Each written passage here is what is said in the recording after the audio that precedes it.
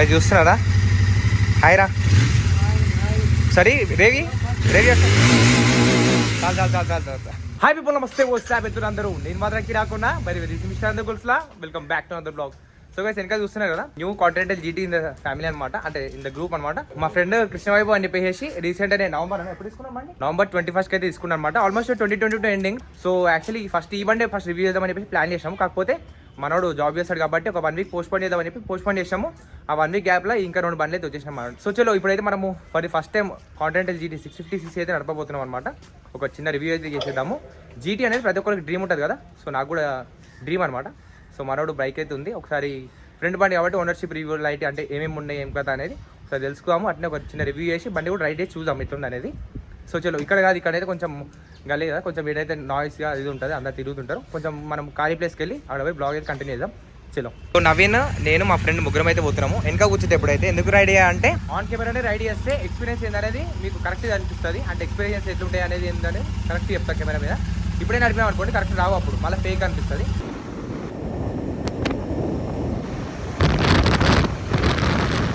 So first of all పిలియన్గా కూర్చున్నా కాబట్టి ఆ రివ్యూ అయితే చెప్తా. ఇందాక కూర్చున్నా కదా, సిట్టింగ్ పొజిషన్ అయితే అంత కంఫర్టబుల్ అనిపించలేదు. ఒకసారి మీకు చూడడానికి ఎట్లా ఉందనేది చూడండి ఒకసారి, మళ్ళీ వస్తాం మీకు.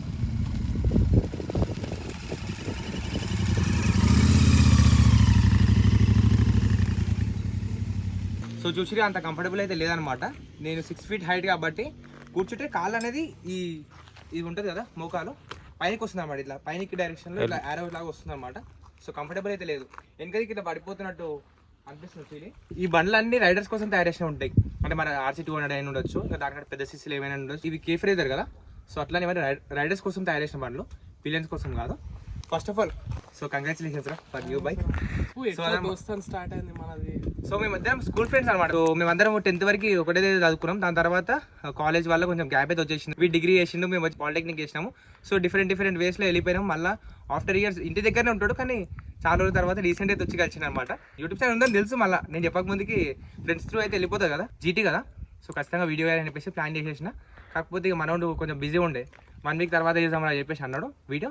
ఆ 1 వీక్లో మనకు RC వచ్చేసింది, సూపర్ మెటీరియల్, ఈ 2 అయితే మనకైతే వచ్చేసినాయి. సో ఎందుకు టైం వేస్ట్ అన్నట్టు అవి కొట్టేసేసిన వీడియోలు. సో చలో జీటీ మనం ఫస్ట్ టైం అయితే చూస్తున్నాం. అరే కాస్ట్ ఎంత పడుతుంది ఆర్డర్?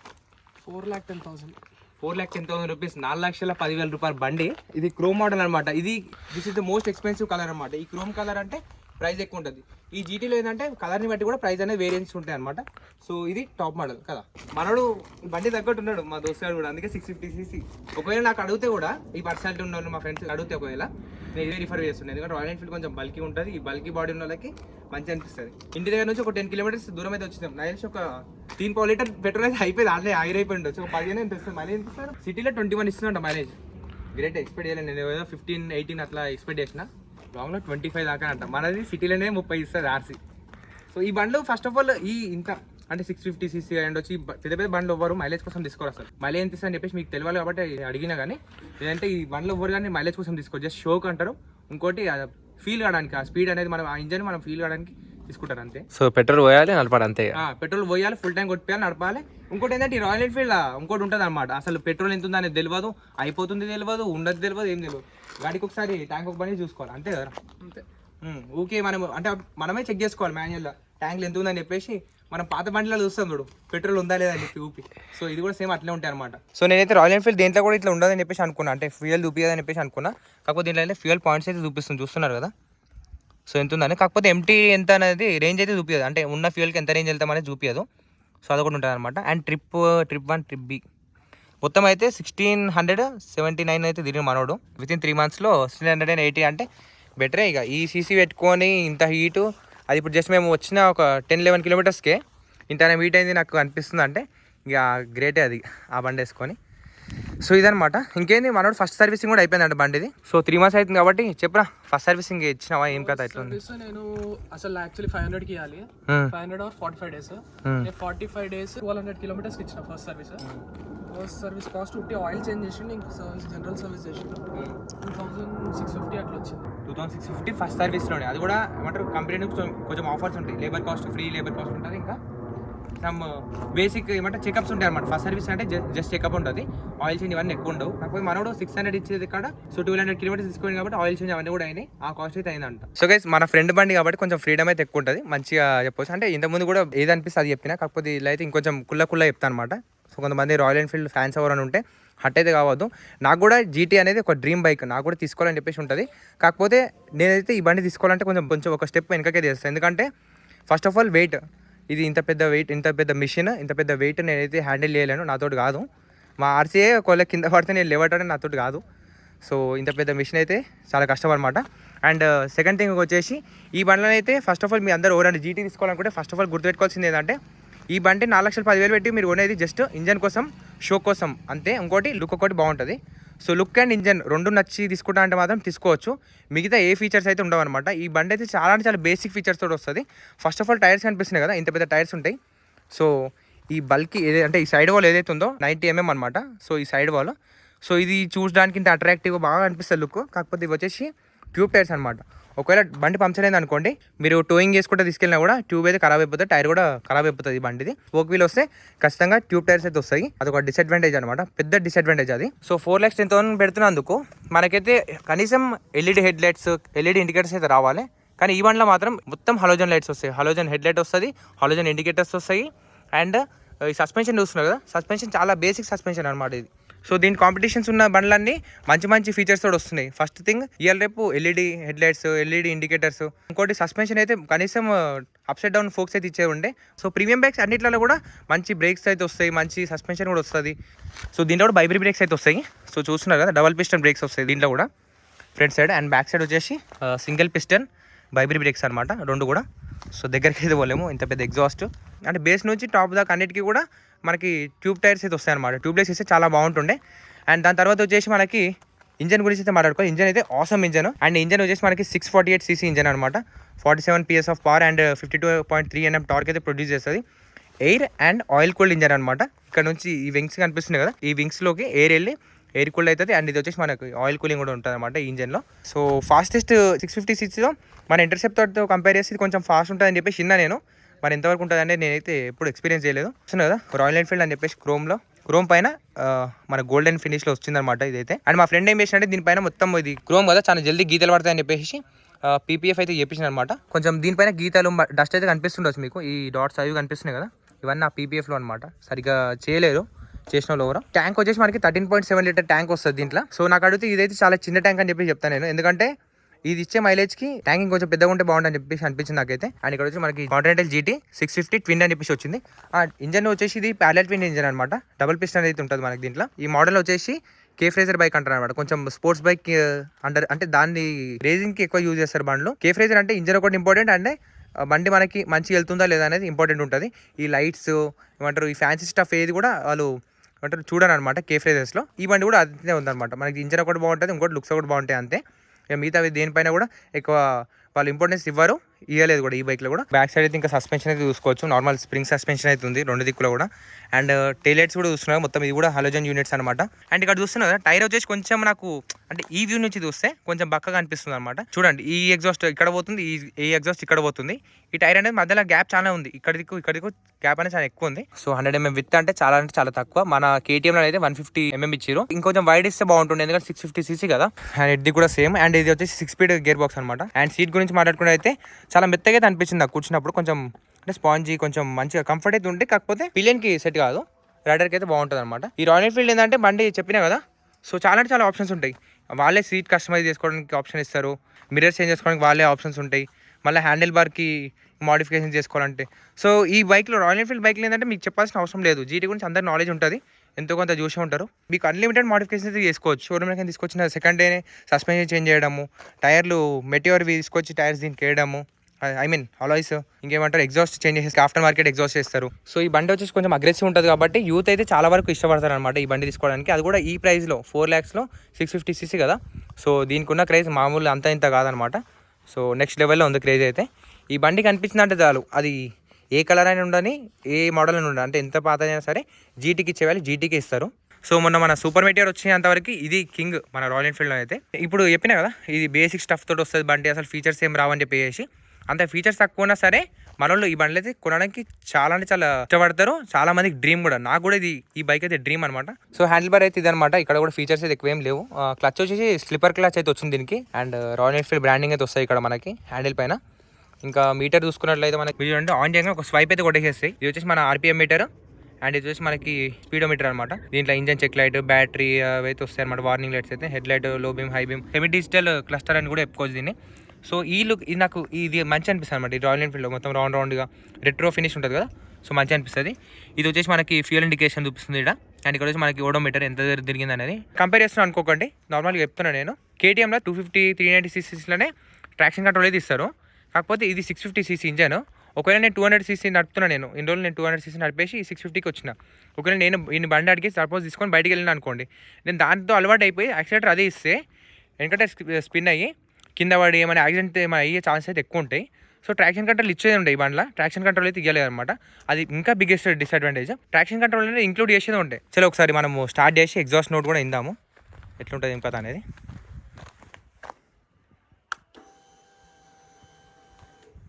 సో చూసినారు కదా, ఇప్పుడు కిల్ స్విచ్ ఆన్ చేయగానే ఏంటంటే ఫ్యూయల్ ఇంజెక్షన్ అవుతుంది అనమాట. కార్బోరేటర్ అవన్నీ అయితే ఎప్పుడో జమాన్లు వెళ్ళిపోయినాయి. సో ఫ్యూయల్ ఇంజెక్షన్ మెథడ్ తోటి ఆన్ అవుతుంది. ఫ్యూయల్ ఇంజెక్ట్ అయింది ఇప్పుడు మనకి బండ్లకైతే.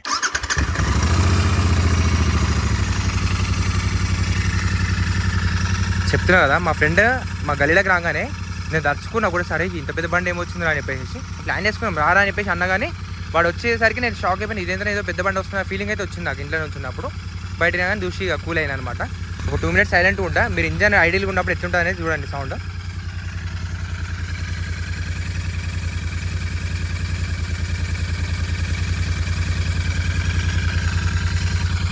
సో ఎగ్జాస్ట్ నోట్ అయితే వినిపిస్తున్నాను కూడా మీకు, కొంచెం బేసిక్గా డు అని చెప్పేసి వస్తుంది.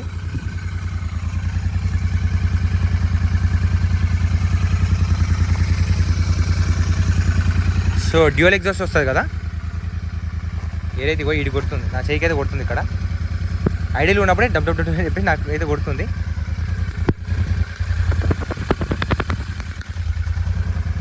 సో డ్యూయల్ ఎగ్జాస్ట్ ఒకసారి రేవ్ చేసి కూడా చూద్దాం మనము ఎట్లా వస్తుంది. ఇది స్టాక్ అనమాట, స్టాక్ ఎగ్జాస్ట్. మొత్తం బండి అయితే స్టాక్ ఉంది మనకి ఇప్పుడు.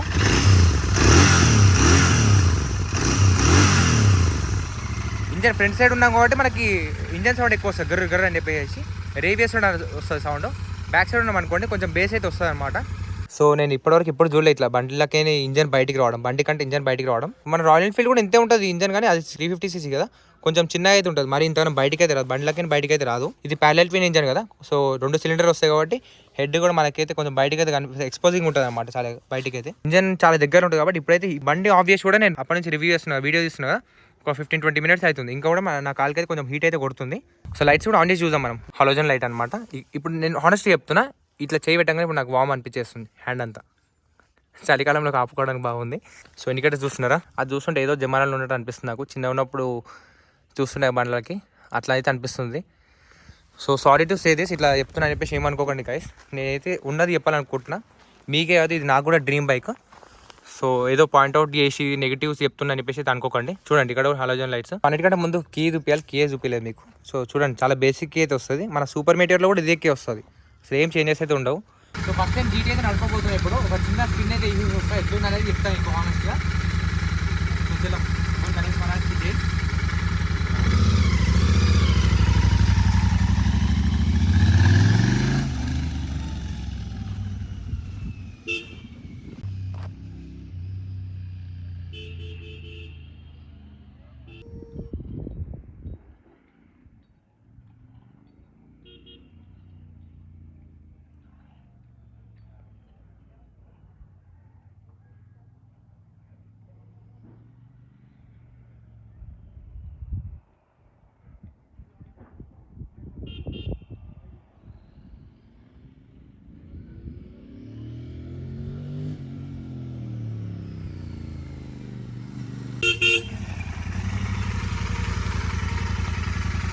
మంచిగా ఫాస్ట్ ఉంది బండి అయితే. సో ఇంకోటి ఏంటంటే, ఇంకోటి డిసడ్వాంటేజ్ ఇప్పుడే చూసిన, గేర్ షిఫ్టర్ ఏ గేర్లో ఉంది కూడా తెలియదు మనకైతే. బండి ఇంత పెద్ద సీసీ బైక్ కదా, సో గేర్లు వేసుకుంటూ వెళ్ళిపోతున్నా అంటే ఏ గేర్లో ఉందో కూడా తెలుస్తలేదు. అండ్ స్మూత్ అయితే ఉంది, ఇంజన్ అయితే స్మూత్ ఉంది. ఒక థర్డ్ గేర్ అట్లా కూడా ఎక్కడైనా ట్రై అయితే చేసిన. అండ్ హార్న్ అయితే తిన్నారు కదా ఇప్పుడు, చాలా అంటే చాలా లౌడ్ ఉంది అనమాట. ఇంకెట్లుంది చూస్తున్నా మంచిగా వస్తుంది. చలో జల్దీ ఒక ఫోటో షూట్ అయితే చేసేదాము. అండ్ బై ద వే చెప్పడం మర్చిపోయినా, ప్రతి ఒక్క బండి నేను ఏదైతే రివ్యూస్ చేస్తానో ఈ బ్లాగ్స్ అయితే చేస్తానో ప్రతి ఒక్క బండి పైన ఫోటోషూట్ అయితే జరుగుతుంది. ఆ ఫోటోషూట్ పిక్స్ అయితే వచ్చేసి మన ఇన్స్టాగ్రామ్ అయితే పోస్ట్ చేస్తా. ఇన్స్టాగ్రామ్ లింక్ వచ్చేసి మీకు స్క్రీన్ పైన అయితే కనిపిస్తుంటుంది. సో చలో వచ్చాడికి ఫాలో అయిపోయి. అండ్ ఏమైనా అప్డేట్స్ ఉంటే కూడా రెగ్యులర్ అయితే నేను ఇన్స్టాలోనే ఉంటాను అనమాట. సో యూట్యూబ్లో కంటే చలో ఆడికి వచ్చి ఫాలో అయిపోయి. సో ఇప్పుడైతే నేను మరీ ఎక్కువ నాకు ఇట్లా రోడ్ నీట్గా ఉన్నాయి, కాకపోతే దాని మధ్యలో ఇట్లా డస్ట్ మట్టి మొత్తం పోసింది కాబట్టి సో కొంచెం మెల్లగా పోవాల్సి వచ్చింది. ఇప్పుడు అక్కడ కింది నుంచి ఇక్కడికి వచ్చేటప్పుడు అయితే ఒక పుల్లనే ఈజీగా నాకు 80 దగ్గర అయితే బండి అయితే లేచింది అనమాట. సో మంచి ఫాస్ట్ అయితే ఉంది, కాకపోతే హ్యాండిల్ వాబ్లింగ్ అట్లాంటివి అయితే నాకు ఈ స్పీడ్ అయితే ఏం అనిపించలేదు. మరి మేబీ దానికంటే ఎక్కువ పోతే అనిపిస్తేమో. అరే మన అనిపించిన ఇష్యూస్ నీకేమన్నా ప్రాబ్లింగ్ అయితే ఏం లేదు ఇప్పటిదాకైతే. నీకేమైనా ఇష్యూస్ అనిపించింది? నాకు ఇప్పటిదాకైతే 0 ఇష్యూస్. కానీ ఏంటంటే కార్నరింగ్ అప్పుడు కొద్దిగా ప్రాబ్లం అనిపించింది. కార్నరింగ్లో ఇది సో గైస్ నేను చెప్పినా కదా. సో కొంచెం ఈ బండిలో మనకి 100 mm విత్ టైర్ అయితే వస్తుంది, విచ్ ఈస్ నాట్ ఎనఫ్. ఈ 650cc బైక్ ఇచ్చినప్పుడు ఇంత స్పీడ్లో వెళ్తున్నప్పుడు ఇంకొంచెం వైట్ టైర్ ఉంటే బాగుంటుంది. నాకు తెలిసి ఆఫ్టర్ మార్కెట్ వేయించుకోవచ్చు అనుకుంటా. నేను వీడియో చూసిన యూట్యూబ్లో కూడా ఒకసారి ఉంటే చాలా ఉంటాయి వీడియోస్. చాలా మంది సజెస్ట్ చేశారు స్టాక్ ఇదేమంటారు స్టాక్ ఎగ్జాస్ట్ చేంజ్ చేపియమని, టైర్లు చేంజ్ చేపి. జస్ట్ ఏంటంటే ఇప్పుడు ఫస్ట్ బిగినింగ్ కదా, ఒక 2 సర్వీసెస్ తర్వాత చేంజ్ చేపిద్దామని ప్లాన్. మంచి డెసిషన్ అది. 2-3 సర్వీసెస్ కానీ అట్లాంటివి అయితే మీరు కొత్త ఇంజన్ కాబట్టి కొన్ని రోజులు మీరు స్టాక్ లోనే నడపండి. సో దట్ ఇంజన్ కూడా కొంచెం ఫ్రీ అయితే దాని తర్వాత మీరు ఆఫ్టర్ మార్కెట్ వెళ్తే మంచిగా ఉంటుంది. ఈ ఆఫ్టర్ మార్కెట్ ఎగ్జాస్ట్ ఎందుకు వేయించుకోమంటారు అంటే దీంట్లో 650cc కదా, ఈ నార్మల్ మనకు షోరూమ్ నుంచి వచ్చే బండ్లు ఏంటంటే ఈసీయూ మొత్తం ఒక లాక్ అనేది సర్టెన్ లాక్ అనేది మెయింటైన్ చేస్తారనమాట. ఈ లిమిట్స్ దాటి పోద్ది ఇంజన్ అని చెప్పేసి. కాకపోతే మనము ఆఫ్టర్ మార్కెట్ ఏమంటారు ఎయిర్ ఫిల్టర్ అట్లనే ఈసీయూ రీమ్యాపింగ్, ఈ ఎగ్జాస్ట్ అనేది చేంజ్ చేసి ఇంకా చాలా ఉంటాయి మోడ్స్, అవన్నీ చేసాం అనుకోండి ఇంకా పర్ఫార్మెన్స్ అనేది ఇంకా నెక్స్ట్ లెవెల్ వస్తుంది ఈ బండ్ల నుంచి. ఇంకోటి చాలా మంది సస్పెన్షన్ కూడా చేంజ్ చేస్తారు, మనకి అప్ సైడ్ డౌన్ ఫోక్స్ వేస్తారు. KTM RC 390 ఆ ఫోక్స్ అనమాట, ఆ సస్పెన్షన్ అయితే దీంట్లో చేస్తారు. నేను చూసిన వీడియో చాలా వరకు వీడియో చూసిన. ఈ బైక్ అయితే కంప్లీట్లీ కస్టమైజ్ చేసుకోవచ్చు మనం అయితే, స్టార్టింగ్ నుంచి ఎడ్జ్ వరకు ఈచ్ అండ్ ఎవ్రీథింగ్ కస్టమైజ్ అయితే చేసుకోవచ్చు. సో అనమాట ఒక దిక్కు అడ్వాంటేజ్, ఒక దిక్కు డిసడ్వాంటేజ్ కూడా. స్టాక్ పెట్టుకోవాలి బండి అనే వాళ్ళకి డిసడ్వాంటేజెస్ ఉంటాయి చాలా వరకు. సో లేదు నేను బండి తీసుకున్న తర్వాత కొన్ని రోజులు వాడి దాని తర్వాత మాడిఫికేషన్ చేసి బండి నాకు నచ్చినట్టుగా చేంజ్ చేసుకుంటా, బండిని మాడిఫై చేస్తా అంటే మాత్రం సో చాలా అంటే చాలా ఆప్షన్స్ ఉంటాయి వాళ్ళ అంటే కంటెంట్ క్రియేటర్స్ కోసం. ఎస్పెషల్లీ ఈ బండి అయితే కళ్ళు మూసుకొని తీసుకోవచ్చు అని చెప్పి చెప్తాను. అయితే బ్రేక్స్ అయితే బాగానే ఉన్నాయి, అంటే డీసెంట్ అనిపించింది నాకు. ABS డ్యూయల్ ఛానల్ ABS వస్తుంది దీనికి. నాకు తెలిసి ఈ నిమ్మకాయ కూడా ఈ ఇంజన్ హీట్కి కాలిపోయి ఉంటుంది. నేను రివ్యూ చేసేటప్పుడు నాకు డౌట్ వచ్చిందిరా, ఈయన అడుగుదామని చెప్పేసి అడిగిన, అంతేనా? దానికేనా మరి నేను సంవత్సరం కాదు, మన బండి కూడా ఎంత సంవత్సరంకి ఎక్కువ అవుతుంది మన బండి. మా బండి అయితే అట్లనే ఉన్నాయి నిమ్మకాయలు, అంటే మంచి కడకైపోయి ఉంటాయి. ఇగో ఈ కండిషన్లో ఉంటాయి. అందుకే చికెన్ లెగ్ పీస్ 2 తీసుకొని దాన్ని పెట్టుకొని కబాబ్ అయిపోతాడు. యా లాంగ్ టూర్ పోతావు కదా, ఈ సరే అంటే చికెన్ తీసుకోడా, చికెన్ తీసుకొని మన సిల్వర్ అదే సిల్వర్ ఫాయిల్ ఉంటుంది కదా, సిల్వర్ ఫాయిల్ దాన్ని రోల్ చేయి, దీని మీద అంటబెట్టు, దీని మీద పెట్టు, గుసాచి నడుపుకొని పో. డెస్టినేషన్ పోయేసరి మంచి ఉడికిపోతుంది అడవి దీనిగా. మన దాంతో కంపేర్ ఒక నిమిషం ఆగండి. సో మన RC ఏంటంటే కొంచెము అగ్రెసివ్, అంటే ఇంతే ఉంటుంది పొజిషన్, మేబీ కొంచెం కిందికి ఉంటుందేమో కానీ వెయిట్ దాని మీద పడుతున్నట్టు ఉంటుంది. ఈ బండ్లు ఏంటంటే వెయిట్ దాని మీద పడతలేదు. ఇంకోటి హ్యాండిల్ కూడా చూడండి ఒకసారి, షేప్ నార్మల్గా స్ట్రైట్ లేదు, కొంచెం ఇట్లుంది కదా. నాకు ఈ హ్యాండిల్స్ చాలా ఇష్టం, చాలా మంచి అనిపిస్తాయి, రైడింగ్ కంఫర్టబుల్. మొన్న R15 కూడా మా ఫ్రెండ్ ఉంది, R15 కూడా రివ్యూ చేసిన కదా, దాంట్లో కూడా చూడండి ఈ హ్యాండిల్స్ ఇట్లుంటాయి కదా. నాకు మా RC కంటే కూడా R15Mలో అట్లనే దీంట్లో కంఫర్టబుల్ అనిపించింది హ్యాండిల్ రైడింగ్ పొజిషన్, ఇట్లా హ్యాండిల్ పొజిషన్. సో చలో పోయిరా పో, కేర్ఫుల్ చూసి. చూడండి దుమ్ము ఎట్లా లేస్తుంది చూడండి. ఆడిపోయినా ఎగ్జాస్ట్ నోట్ ఇంకా వినిపిస్తుంది మనకి.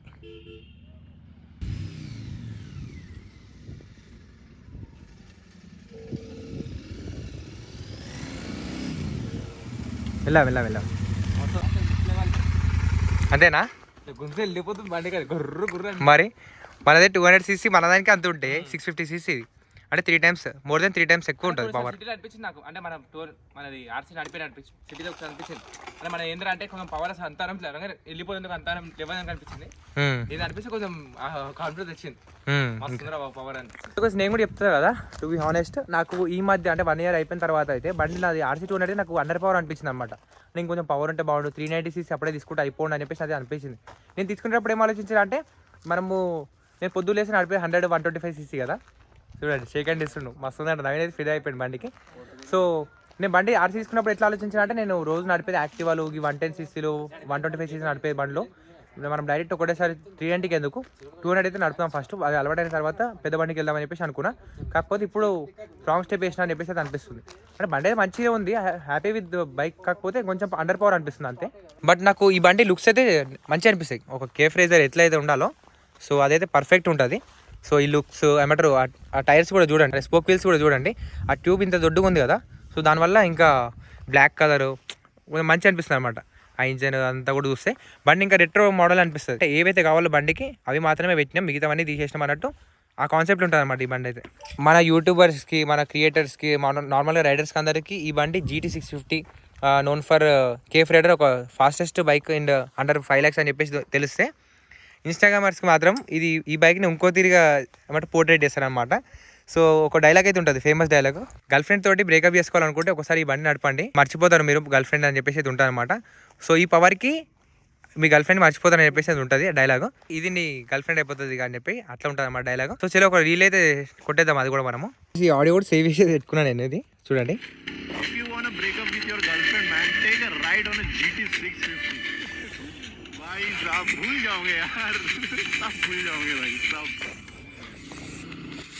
సో అదనమాట.